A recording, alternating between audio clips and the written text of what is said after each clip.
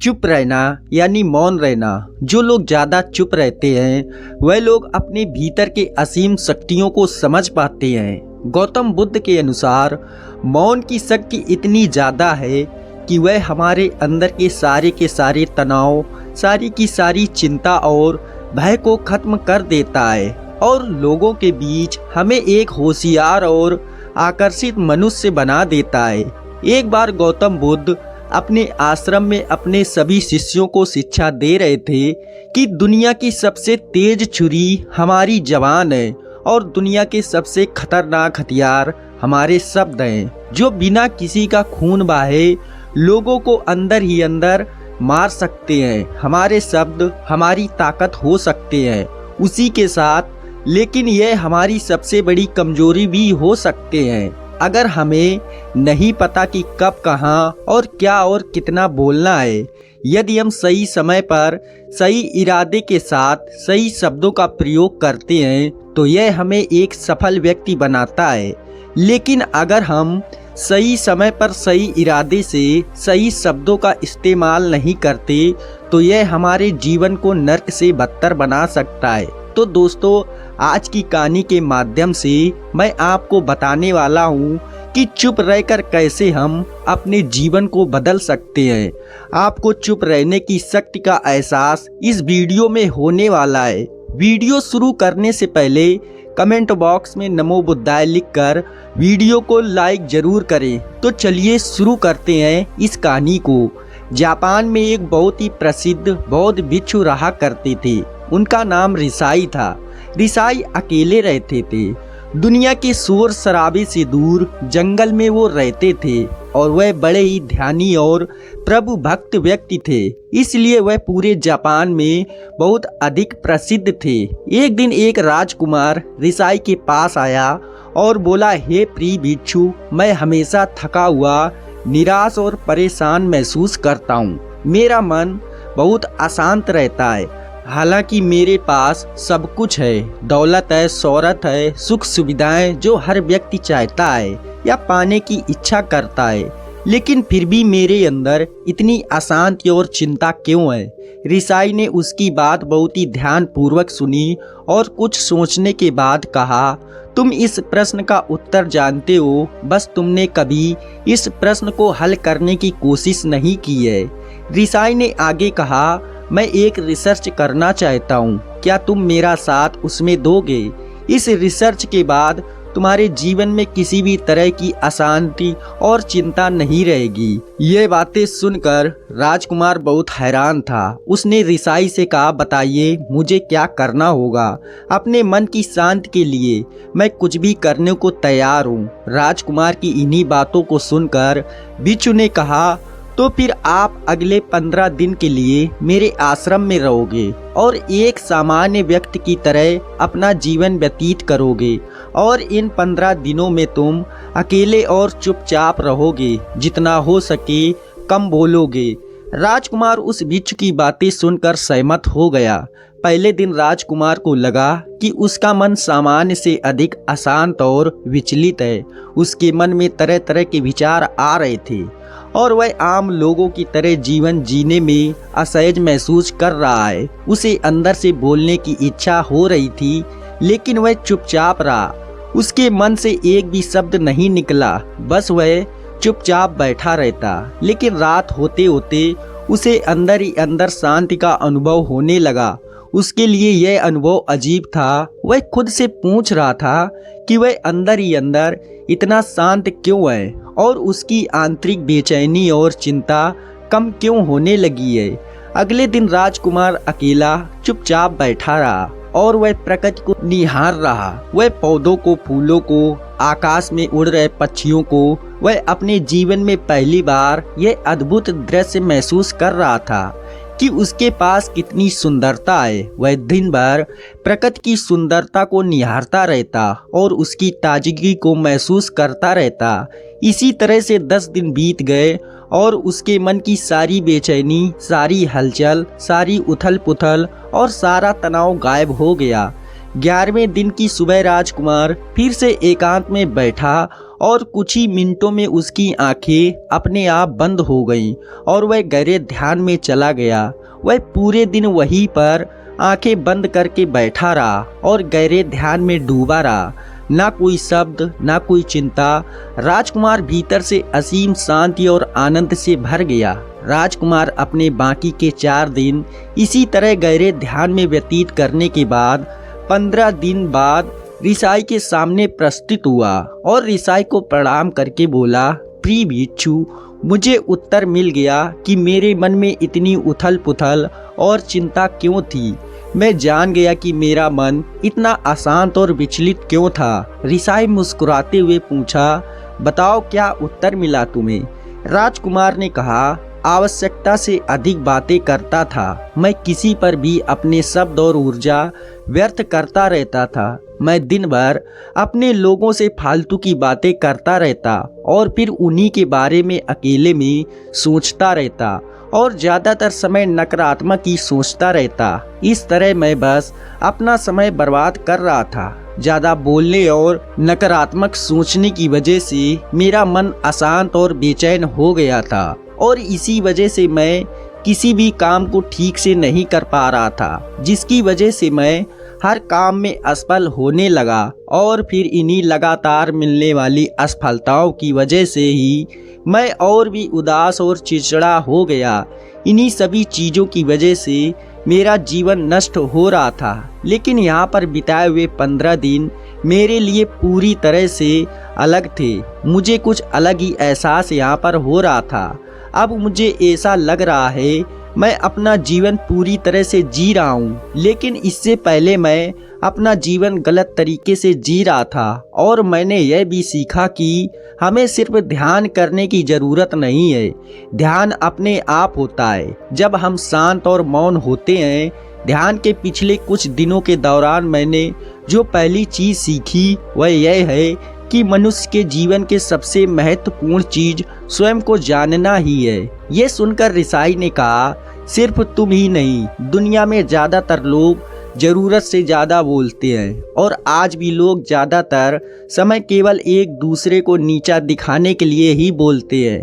कुछ लोग ना चाहते हुए भी बातें करते रहते हैं और अपना जीवन बर्बाद कर लेते हैं। ऋषाई ने राजकुमार को चुप रहने का महत्व समझाते हुए कहा, एक बार गौतम बुद्ध से उनके शिष्य ने पूछा, प्रिय बुद्ध, आप ज़्यादातर समय चुप क्यों रहते हैं? बुद्ध ने कहा, क्योंकि चुप रहने से व्यक्ति अंदर से अनंत शांति की गहराइयों में होता है। मौन अपने भीतर उतरने की पहली सीढ़ी है। मौन के बिना स्वयं को जानना असंभव है। स्वयं को जानने और समझने का पहला नियम है कि मौन हो जाओ। उतना ही बोलो जितना अत्यंत आवश्यक हो। बेफिजूल की बातें करना छोड़ दो। तुम अचानक पाओगे कि 90% से भी ज़्यादातर लोग व्यर्थ ही ज़्यादा बोलकर अपना समय बर्बाद कर रहे हैं। ना बोलने का कोई भी नुकसान नहीं है, लेकिन यदि आप ज़्यादा बोलते हैं तो आप अत्यधिक गलती कर देते हैं। अगर व्यक्ति कम बोलना शुरू कर दे तो दुनिया की 90% मुसीबतें कम हो जाएंगी, झगड़े फसाद कम हो जाएंगे, उपद्रव कम हो जाएंगे। अगर लोग थोड़ा चुप रहना सीख लिए, संसार की बहुत सारा उपद्रव सिर्फ समस्याएं हैं। बहुत ज़्यादा बोलने से उपद्रव पैदा होते हैं। सारी बात मौन सीखने की है। जब तुम नहीं बोलते तब तुम एकांत में अकेले हो गए। बाजार में भीड़ में खड़े हो नहीं बोलते। जिसने मौन की कला जान ली वो भीड़ में भी अकेले होने की कला जान लेता है। एकांत में तो आदमी स्वर्ग में है। दूसरे की उपस्थिति ही बेचैनी पैदा करती है। पहले तुम्हें चुप रहने की शक्ति को धारण करना होगा। इससे तुम अधिकतर ऊर्जा को बचा लोगे और फिर इस स्थिति में पहुंच जाओगे कि तुम कम बोलने लगोगे। अगर तुम किसी के यहाँ पर जा रहे हो और परेशान हो जाओ तो ऐसे में उचित है कि आंखें बंद कर लो और अपने में खो जाओ। वहाँ से आपको ताजगी महसूस होगी, क्योंकि तुम्हारे अंदर ही जीवन का वह स्रोत छिपा हुआ है, वह किसी दूसरे में नहीं। इसके बाद राजकुमार उस ऋषाई से पूछते हैं, आखिर कौन हमें अपने अंदर तक लेकर जाएगा? यह बातें सुनकर ऋषाई बुद्ध कहते हैं, तुम्हें स्वयं ही अपने अंदर उतरना होगा और वहीं से परम राज्य जीवन का आनंद ले पाओगे। आनंद का यहीं से जन्म हुआ है, यहीं से तुम मौत में डूब जाओगे, यही तुम्हारा सूरज उदय होगा। और इसी प्रकार तुम बार बार ध्यान लगाओगे। जब भी तुम ध्यान लगाकर लौटोगे, वहाँ से तुम पाओगे फिर ताजगी भरी जीवन की नई संपदा मिलेगी। इस नई शक्ति के जन्म होने से तुम्हारी थकान गई, उदासी गई, चिंता गई। जैसे कोई स्नान करके लौटता है तो शरीर शीतल हो जाता है, शांत हो जाता है। ऐसे ही जब कोई भीतर से साफ होकर वापस आता है, मौन में स्नान करके लौटता है, तो समस्त अस्तित्व, समस्त व्यक्तित्व शांत और मौन हो जाता है, आनंदित हो जाता है। जब तुम आंतरिक मौन की उस पराकाष्ठा पर पहुंच जाओगे, तब तुम पाओगे कि बोलने से भी तुम्हारा मौन खंडित नहीं होता, वो बना ही रहता है। उसकी एक अंतर्धारा लगातार तुम्हारे भीतर बहती रहती है। तुम बोलते तो हो, तुम शब्द का उपयोग भी करते हो, लेकिन वो तुम्हारे मौन को खंडित नहीं कर पाती। एक बार गहरे मौन में स्थित हो जाओ, फिर तुम्हारी वाणी में भी मिठास आ जाएगी। तुम्हारा बोलना संगीत पूर्ण होगा, तुम्हारा बोलना सत होगा। तुम बोलोगे तो दूसरों पर भी शीतलता छा जाएगी। जैसे ही तुम अंदर से चुप होते हो, तुम इतने शक्तिशाली होने लगते हो कि समाज की निर्भरता तुम छोड़ने लगते हो और तुम्हारे जीवन में एक मस्ती आती है जो केवल दीवानों के जीवन में होती है। तुम्हारे चेहरे पर एक नई रौनक आ जाती है, तुम्हारी आंखें किसी अमृत के समान हो जाती है और तुम अनंत शांत के समुद्र में डूबने लगते हो। इतना कहकर भिक्षु ऋषाई ने अपनी बात खत्म की और वो मौन में चले गए। राजकुमार उनका धन्यवाद कर कर अपने महल में चला गया। दोस्तों, आपने भी अनुभव किया होगा कि बहुत ज़्यादा बात करने से दिमाग अशांत हो जाता है, जिससे हम अपने दिमाग पर नियंत्रण खो देते हैं और साथ ही अपना ध्यान भी खो देते हैं। जो लोग बहुत ज़्यादा बोलते हैं, उनके पास किसी एक काम पर ध्यान केंद्रित करने की काबिलियत नहीं होती। वह अपने किसी भी लक्ष्य पर पूरी तरह से ध्यान केंद्रित नहीं कर पाते। अगर हमारा दिमाग एक जगह केंद्रित नहीं है तो हम जीवन नहीं समझ पाते और ना ही मनचाही सफलता कभी हासिल कर पाएंगे। इसके अलावा भी आपने देखा होगा कि जो लोग अधिक बोलते हैं वह अक्सर लोगों के बीच हंसी का पात्र बन जाते हैं, और जो लोग कम बोलते हैं और अपनी बात पर कायम रहते हैं उन्हें लोगों से सम्मान मिलता है। लोग उनकी बातों को सुनते हैं और उन पर भरोसा भी करते हैं। जो लोग ज़रूरत से अधिक बोलते हैं और अपने विचारों के बारे में पक्के नहीं होते, उनका दिमाग स्थिर और विचलित रहता है, शोर से भरा रहता है।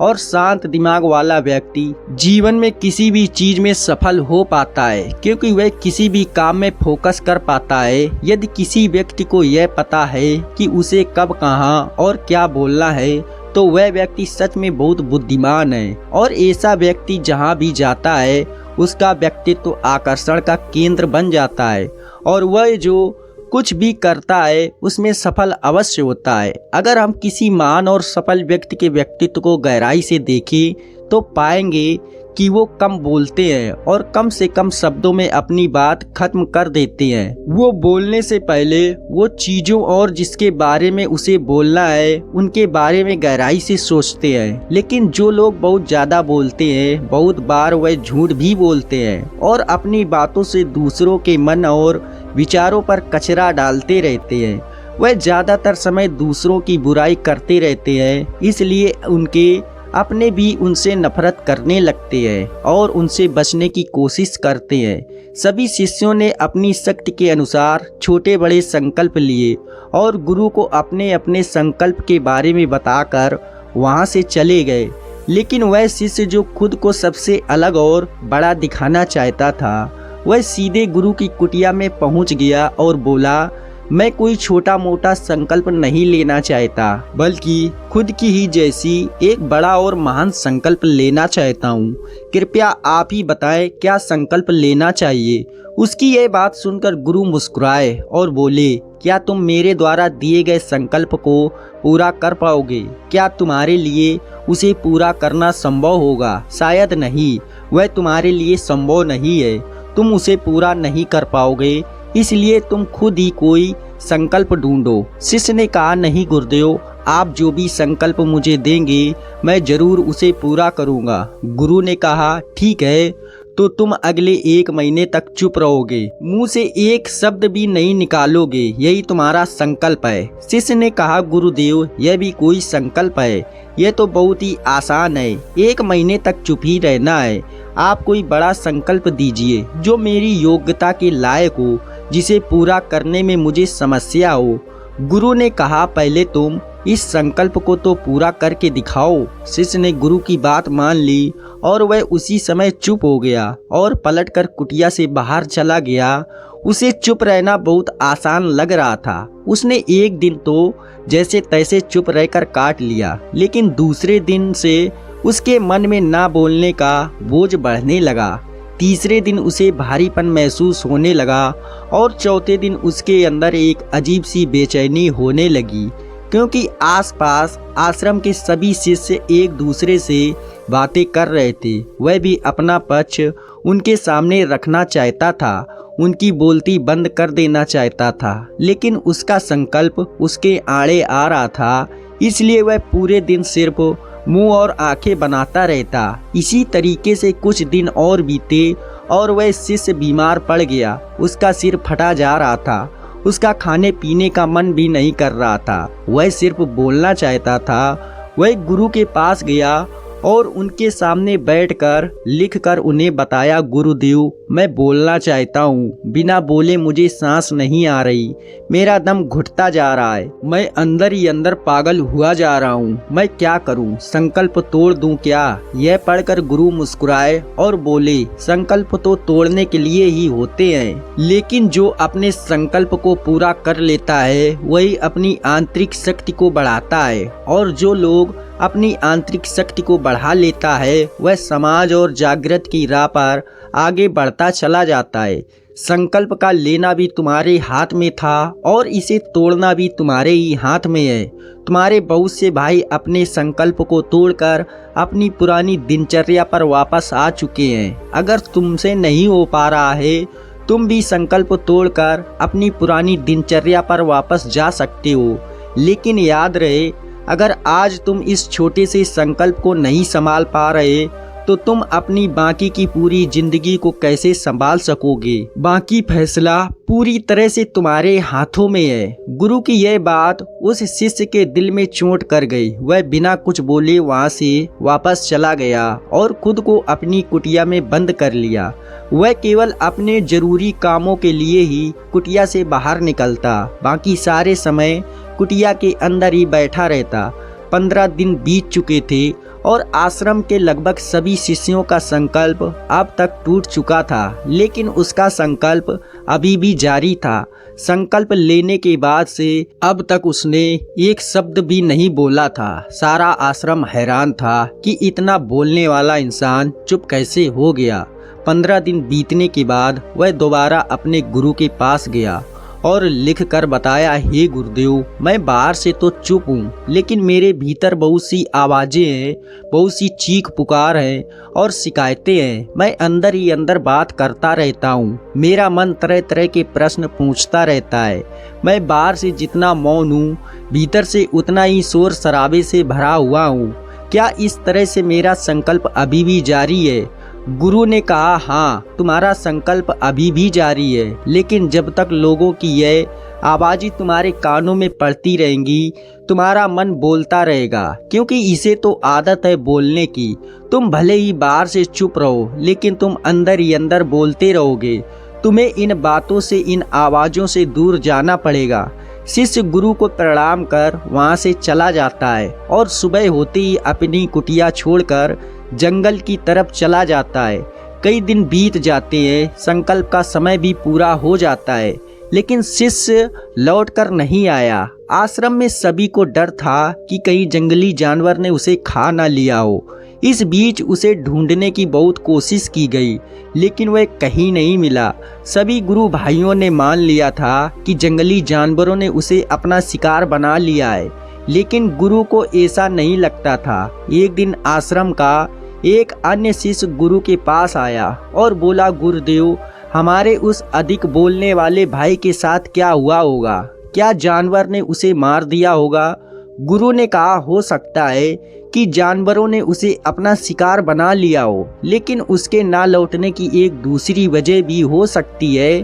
शायद उसे वह मिल गया है जिसके लिए वह गया था। फिर शिष्य ने पूछा, गुरुदेव क्या ज्यादा बोलना इतना हानिकारक होता है? गुरु ने कहा, इंसान के जीवन के बहुत सारे दुखों में से एक दुख यह भी है कि वह कभी चुप नहीं रह सकता, हमेशा कुछ न कुछ बोलता ही रहता है। सिर्फ हमारे बोलने के कारण हमारे आधे से ज्यादा दुख पैदा होते हैं। परिवार के अधिकतर झगड़ों की वजह हमारा बेमतलब बोलना ही होता है। हम में से कोई भी चुप नहीं रहना चाहता, हम बस सामने वाले को सुना देना चाहते हैं। जो भी हमारे मन में है सब निकाल कर उसके मन में बैठा देना चाहते हैं। उसे समझा देना चाहते हैं कि देख तू गलत है और मैं सही। और इस तरीके से सब एक दूसरे की सड़ी गली बातों को ग्रहण कर रहे हैं। इस तरीके से सुनने और सुनाने का यह काम जिंदगी भर चलता रहता है। लेकिन इस नासमझी में हम अपना समय, अपना जीवन, अपनी समझ और सबसे महत्वपूर्ण वह कीमती पल जो जिए जा सकते हैं, जिनको अनुभव किया जा सकता है, जिनमें आनंद को प्राप्त किया जा सकता है, ये सब खो देते हैं। लेकिन इसके बदले हमें मिलता क्या है? कुछ नहीं, सब व्यर्थ और बर्बाद हो जाता है। इस पागलपन में हमने क्या खो दिया, इसका एहसास केवल कुछ ही लोगों को हो पाता है। बाकी लोग जैसे उन्हें अपने आने का पता नहीं, वैसे ही उन्हें अपने जाने का भी पता नहीं चल पाता। शिष्य ने कहा, तो फिर इसका समाधान क्या है? गुरु ने कहा, पूरी जागरूकता के साथ अपने विचारों को देखना यही एकमात्र तरीका है। सारी मानसिक समस्याओं का वर्तमान में रहकर चिंतन करना, पूरी जागरूकता के साथ अपना काम करना जिंदगी में चमत्कारिक बदलाव ला देता है। उसके बाद वह शिष्य गुरु से अपने प्रश्नों का उत्तर पाकर उनको प्रणाम करके वहां से चला गया। उस शिष्य को आश्रम छोड़कर गए हुए 3 महीने का समय बीत चुका था, लेकिन उसकी कोई खबर ना थी। अब तक तो सभी गुरु भाइयों ने भी उसके वापस लौटने की उम्मीद छोड़ दी थी। लेकिन एक दिन वह आश्रम लौट आता है। उसे देख सभी के आश्चर्य और खुशी का ठिकाना ना रहा। लेकिन अब वह नहीं था जो यहाँ से गया था, वह कुछ और ही बनकर वापस आया था। उसके अंदर एक गजब का बदलाव महसूस किया जा सकता था। उसके चेहरे पर एक गजब का ठहराव और आंखों में शांति थी। आश्रम में आते ही सभी गुरु भाइयों ने उसे चारों तरफ से घेर लिया और बातें करने लग गए।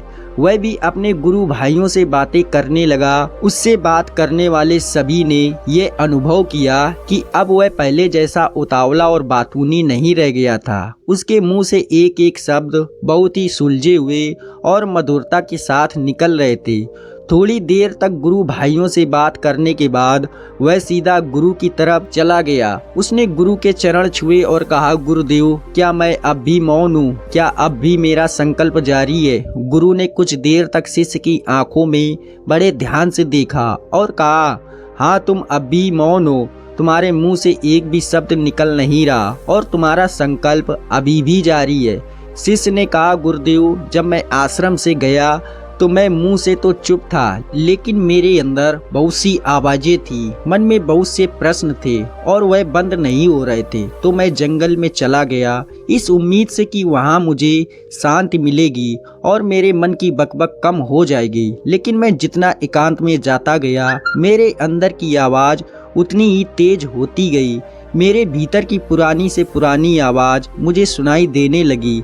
तब जाकर मैंने महसूस किया कि मैं कितना गलत कर रहा था। जब मैं अपने परिवार वालों, दोस्तों को और गुरु भाइयों को बुरा भला कहता था तो उस समय मुझे लगता था कि मैं सही कर रहा हूँ। जब मैं गुरु भाइयों की एक दूसरे से चुगली करता था और उनका मजाक बनाता था, तब भी मुझे यही लगता था कि मैं उनसे बेहतर हूँ और मैं सही कर रहा हूँ। लेकिन उस दिन मैंने पहली बार महसूस किया कि मैं कितना गलत बोलता था। काफी दिनों तक यह आवाजें, ये शिकायतें मेरे अंदर चलती रही, लेकिन धीरे धीरे करके एक दिन ये सारी आवाजें मेरे अंदर से समाप्त हो गई। अब मैं भीतर से भी मौन हो गया।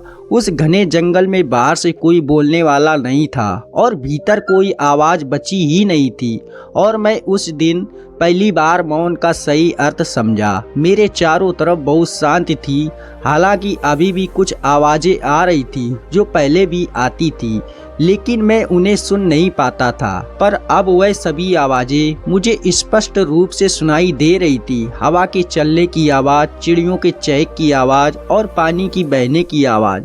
ये सभी आवाजें मैंने पहली बार पूरे होश पूर्वक सुनी और अपने चारों तरफ इतनी शांति मैंने पहले कभी महसूस नहीं की थी। तो इस शांति को भंग करने के लिए मैंने पहली बार अपने मुंह से कोई शब्द निकाला। मैं चिल्लाया कि हे ईश्वर, यह कैसी शांति है, सब कुछ इतना शांत क्यों है, ऐसा क्या हो गया। लेकिन मेरे चिल्लाने के बाद भी शांति भंग नहीं हुई। सब कुछ पहले जितना ही शांत था, बाहर भी और भीतर भी। हे गुरुदेव, मैंने अपने गुरु भाइयों से बात की, मैंने आपसे बात की, मैं बोल रहा हूँ, मैं चल रहा हूँ, मैं सब कुछ देख रहा हूँ, लेकिन मैं अपने भीतर एकदम एकांत में हूँ, मौन में हूँ। भीड़ में होता हूँ तब भी भीतर से अकेला एकांत में होता हूँ। जब मैं खुद में भी शोर करना चाहता हूँ तब भी एकांत में ही होता हूँ। अब सब दिखाई पड़ रहा है, सब सुनाई पड़ रहा है। गुरु ने कहा, जब तक हम बाहर की तरफ बोलते रहेंगे भीतर अशांति ही रहेगी, लेकिन जिस दिन हम भीतर की तरफ मुड़ जाएंगे तब हमारे मुंह से कुछ भी निकले हम शांत ही रहेंगे। दुनिया में जितनी भी बुराइयां हैं ज्यादातर हमारे बोलने से ही उत्पन्न होती हैं, क्योंकि हम चुप रहना नहीं चाहते। हमें जितना ज़रूरत है उससे कई ज़्यादा बोलते हैं। हम सामने वाले को सुनना नहीं चाहते, बल्कि उसकी बोलती बंद कर देना चाहते हैं। उसे समझा देना चाहते हैं कि मैं कौन हूँ, मैं क्या कर सकता हूँ, और यही हमारी ज़िंदगी का मकसद बनकर रह जाता है। हमारी सारी ऊर्जा व्यर्थ के बोलने में बर्बाद होती रहती है। ऐसे ही समाज में लोगों का जीवन दुखों से भर जाता है, जो हमेशा एक दूसरे को सुनाने में लगे रहते हैं, कभी एक दूसरे को सुनना नहीं चाहते, समझना नहीं चाहते। और चुप रहना तो उन्होंने कभी सीखा ही नहीं, क्योंकि चुप रहना उन्हें छोटा महसूस करवाता है। दुनिया की सभी लड़ाइयों का कारण हमारा बोलना ही है, इसलिए हमें सिर्फ उतना ही बोलना चाहिए जितना जरूरी हो, क्योंकि व्यर्थ का बोलना ऊर्जा को नष्ट करना है, और यह बोलना ही हमें कभी अपने भीतर की ओर लौटने नहीं देता, क्योंकि यह हमें बाहर की ओर खींच कर रखता है। और बाहर है ही क्या इस संसार के अलावा। लेकिन अगर अपने भीतर के संसार की ओर मुड़ना है तो इस मुंह को बंद ही रखना चाहिए। इसलिए जितने भी बुद्ध हुए, आत्मज्ञानी हुए, वह सभी एकांत की ओर भागे, ताकि उन्हें ज़्यादा ना बोलना पड़े, ज़्यादा सुनना ना पड़े। वह एकांत में रहे और शांत रहे, इसलिए आसानी से भीतर की यात्रा कर पाए। लेकिन अगर कोई चाहे तो इस संसार में रहकर भी एकांत में रह सकता है, शांत रह सकता है, लेकिन इसके लिए उन्हें अपनी ऊर्जा बचानी होगी, जिसे वह अब तक अपने व्यर्थ के शब्दों में बर्बाद कर रहे थे। दोस्तों, इस कहानी की सीख यही है कि व्यर्थ का बोलना ऊर्जा को नष्ट करना है।